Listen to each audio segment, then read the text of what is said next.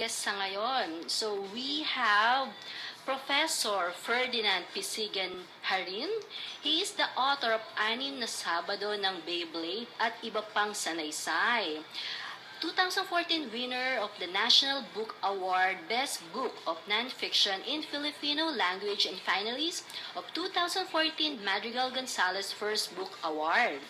His children's book titled Si Caitlin at ang Game Machine was launched last February 23, 2015. Wow! Bagong-bago pala yung kanyang book. Ito pong Si Caitlin at ang Game Machine. Later po, let's ask, bakit si Caitlin? Ayan, kasi sa dami ng pangalan. Why Caitlin? In collaboration with Kiko Machine creator Manix Abrera as illustrator. He is a 3-time Don Carlos Palanca Memorial Awardee for Literature and currently the president of the Writers Organization Kataga and a professor of Philippine and World Literature in Philippine Normal University. So again, atin na pong i-welcome Professor Ferdinand Pisigan Harin. Magandang hapon, Professor. Magandang hapon. Pasensya na sa boses. I love it, husky. Yes. So, naambunan ba kayo, Professor? Hindi ba kayo na-traffic? Natural talaga. Natural talaga. So, baka, Summer. instead na writer or book author, dapat yata DJ ang pinasok nyo, Professor? Hindi, kumakanta din kasi ako.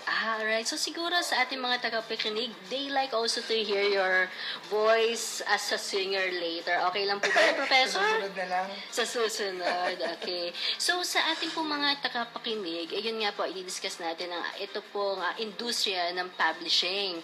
At every week nga po ay ating pong tinatalakay, tinatakil po natin ang iba't ibang industriya para sa inyo ay magkaroon kayo ng hinagap. No? Kung anong gusto niyo maging karera, lalo na sa ating mga tagapakinig na estudyante. At doon naman po sa mga gustong mag-shift ng career, katulad ng ginawa ko before po kasi, Professor, I'm also a contractor. Since I'm also an engineer, I build a lot of a building sa UP. Wow. Yes. I designed a lot of residential also. But since I really love to do marketing and branding, napapunta ako ngayon dito sa marketing and branding, which I'm so enjoying.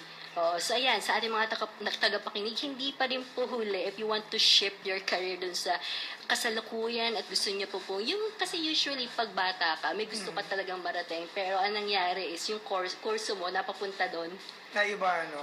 I really love DevCom or to become a journalist before, but there's no journalism in Laguna before. I'm from Laguna. The only available for engineering. So that's why napapunta ako sa engineering, which hindi naman ako nagsisisi, Professor. I enjoy a lot of what I did before. Anyway, it's not about me, it's about you today.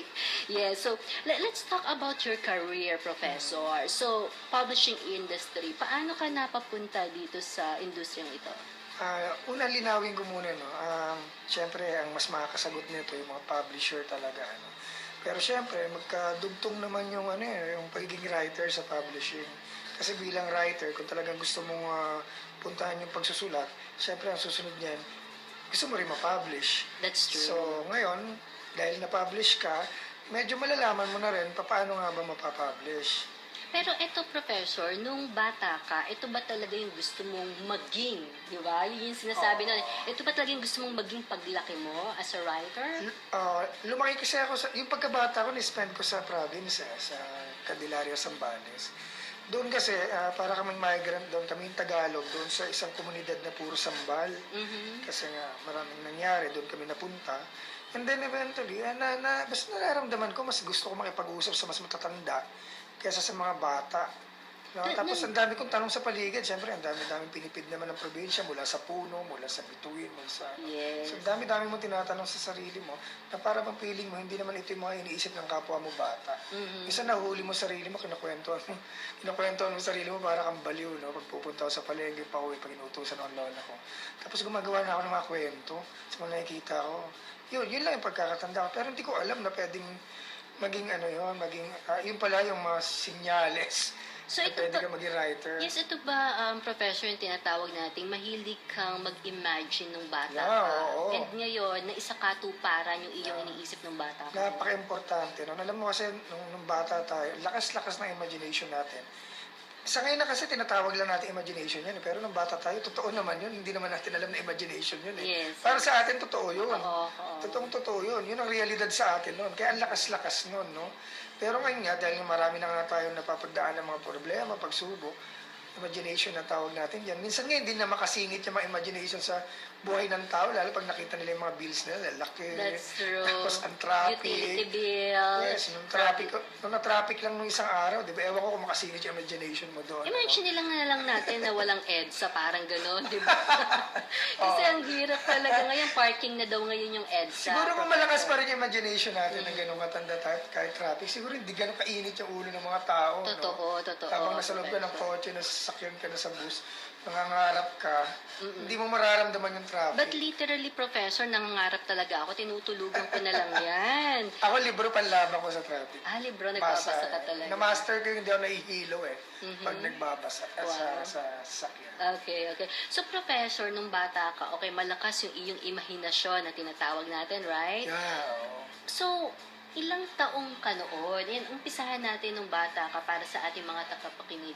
Ilan taon? 5 Yes. taon yata, kinder. Kinder, 5 taon ako eh. Doon ko So, mga na-realize, 6 years oo. old, 7 years old, talaga. Papunta doon, talagang ang dami ko iniisip sa lahat na nakikita ko. Binibigyan ko ng kahulugan So, lagi. you think you're more mature than your Yeah, contemporary yeah. that time? Tapos ang malaking nakakatulong dyan, may hilig ka magbasa. Mhm. Kahit ano, nakikita kong babasahin, binabasa ko. Lalo na natuto na ako magbasa. So, nag-start ka ba sa comics? Yeah, oo. Kasi di ba uso-uso nun yung Ang comics? tiyaga ng nanay ko nung magturo sa akin kada umuwi sa Sambales So, mga comics, kahit anong dampot ng kamay ko, pati yung mga science workbook, gagayahin ko yung mga experiment doon, basta mapatunayan ko lang to prove things na ganito. So, ang dami-daming binabasa. Then, mag-jive yan sa sensibility, yung tinatawag na paano ba namumulat bilang bata. Ibang-iba kasi pag namulat ka sa rural setting kaysa sa urban setting. Probinsya ba, countries, Professor? talagang probinsya, yung Candelaria sa So, pareho pala tayo. Hanggang ngayon, preserve yung culture doon Wala kang sinihan hanggang ngayon doon, walang Jollibee. Which is better, you think, Professor? Sa tingin ko, mas pabor sa akin yung Oo nga, Pero ako syempre, rin. tumatakbo yung Yun panahon. yata yung mas relaxing, Professor, di ba? Yeah, Yung yeah. wala pang ganung anong teknolohiya. Sa ngayon, Engineer ka, pero siya, yun nga. Oo, sige, Professor. Bigla na paisip Yes. Paano Anyway, kung binigyan ka ng project doon? oo nga, Professor. Anyway, Professor, okay. So, nung bata ka, okay, ganun kalakas yung iyong imahinasyon. Although lahat naman ng bata talaga ay ganun. Pero Yeah. bibihira. Minsan kasi, yung gusto nila mangyari, hindi ganun nangyayari in the future. So, paano nangyari, Professor? Anong iyong kinuha o kurso nung kolehiyo? Punta muna ako sa pagkabata. Kasi yung Alright. pamilya namin, musicians Okay. So, artist talaga. So, yun ang natili sa akin para yung imagination ko manatili. Unlike sa ibang household kasi, syempre nagkakaroon ng mga takot pag bata, nababawasan yung imagination. Okay. And pagdating sa college naman, kasi galing pa ako sa seminaryo pagkatapos ng high school. Oh, so you're supposed to be a priest naman Nangarap ako, Nangarap, nangarap okay. na gano'n. Pero eventually, syempre, dahil malikot na yung utak ko, parang hindi pwede ito sa pagmimisa-misa lang yata. So, lumabas ako, marami akong rebellion sa utak. And then, magugustuhan ko yung social science. So, nag-aaral ang politics, ganyan. Then, nag-enroll ako sa PNU ng social science major. Pero gustong-gusto ko magturo. Social science major that time. So, hindi ako creative writing major. No? So, ang ibig sabihin nito, Professor, para sa ating mga tagapakinig, kahit na hindi communications major or development, yung mga usually pumupunta para maging writer, okay lang, kahit na anong kurso. Sabihin ko sa'yo, isang kaibigan kong writer, isang poet, mahusay ngayon si N. Belyasis. Naglalabas siya ng libro yan. May utang ka sa kanya na. Sana nakikinig siya ngayon. Palagay ka. Oo.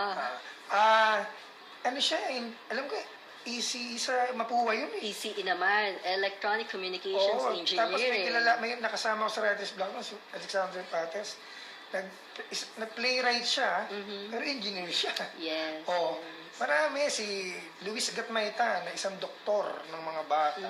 ay magaling magsulat ng mga kwento pambata. Okay. Sa palagay ko kasi, yung pagsusulat ay profesyon, oo, pero hindi ito profesyon dahil kumuha ka ng degree lang ng creative Okay. writing. Maraming kilalang writer ngayon, even Ricky Lee Ricky Lee is an English major, hindi naman siya creative writing. Isagani Cruz is a physics major. Si Isagani Cruz palagi kong nakikita sa mga dyaryo. Writer? Oh, writer critic siya. Columnist? Oh, critic. Si Ruel Aguila nga, accountant dati yan. Okay. Accountancy. So, iba-iba. So, kasi ang tingin natin sa pagsusulat, kasi hindi naman ito katulad ng kukunin mo talagang kurso na nag-creative writing ka. Sa akin kasi, sensibility yan. Tapos, imagination, nanatili. Tapos, patuloy ka nagtatanong, patuloy ka nagbibigay ng meaning sa mga nakikita mo sa paligid. Then, isusulat mo. No? Maganda kung ma-workshop yan sa creative writing. So, Pero para hindi lagi- ma-enhance, Yeah, para ma-enhance yung oo. skills. Pero hindi lagi nakasalali lang doon. Okay. Yun ang maganda sa writing, kahit anong profession mo pa. Okay. So, balikan natin. Okay, kumuha kayo ng kurso na malayo dito sa inyong karera sa ngayon. So, sa mga takapakinig, okay lang yon. Basta meron kang passion sa pagsusulat. Okay. So, ang tanong, kumikita ba dito sa publishing industry being Sa, a writer? sa published writer. Opo. Sa ngayon, 10% ng libro, ng price ng libro mo, ang pagkakalinig ko, sa base sa experience ko sa libro, ang nakukuha lang ng writer.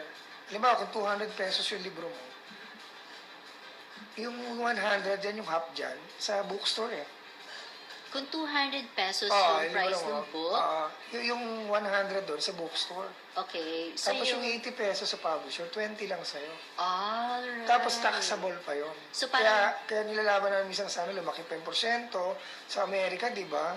Sa ibang bansa, talaga nagiging milyonaryo writer. Sa Pilipinas, malungkot man sabihin, hindi. Tapos, taxable. Ngayon, paano kakikita? May mga time na maraming beses kami naiimbitan bilang mga speaker.